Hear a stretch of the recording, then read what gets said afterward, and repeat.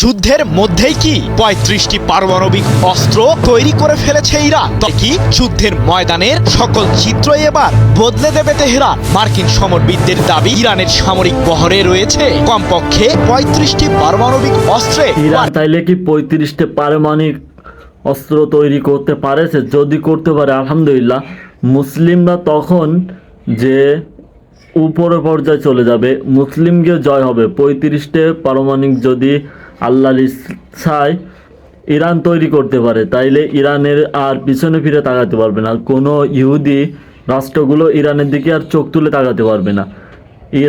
Iran যদি পারমাণবিক তৈরি করতে পারে, তাইলে বিশ্বের মুসলমানদের দিকে আর কেউ কখনো তাকাইতে পারবে না।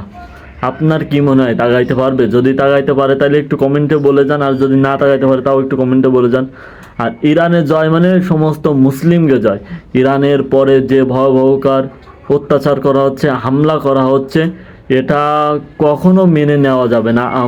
আমি একজন মুসলমান, আপনিও তো একজন মুসলমান ভাই। আপনার কি কীরকম কষ্ট লাগে যে ইরানের পরে এরকম অত্যাচার করে?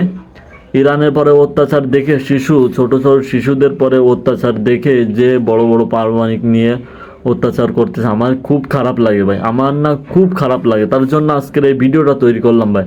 আপনি যদি মুসলমানের ঘরের একটা সন্তান হয়ে থাকেন, মুসলিম হয়ে থাকেন, তাহলে এই ভিডিওটা এত পরিমাণ শেয়ার করবেন যে আল্লাহ পাক যেন ইহুদি রাষ্ট্রগুলো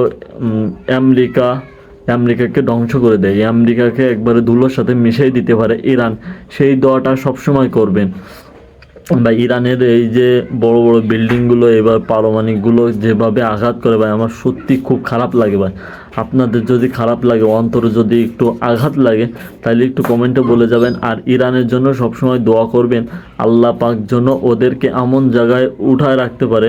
খামিনিকে দুনিয়াতে সরাই দিয়েছে, কিন্তু খামিনির ছেলে বলো কখনো সরবে না। সেরকমভাবে দোয়া করবেন যাতে ইরান যদি মাথা চাড়াতে উঠতে পারে, বিশ্বের যে কোনো মুসলিম কান্ট্রি আছে তো তারাও মাথা চাড়াতে উঠতে পারবে। ইরান মুসলিম, ইরান বলো সবার ফিলিস্তিনি পাশে দাঁড়াইলো, যে মুসলমান রাষ্ট্রগুলো আছে তাদের পিছনে দাঁড়াইলো, তো তাদের সাথে কাঁধে কাঁধ লাগে যুদ্ধ করছে।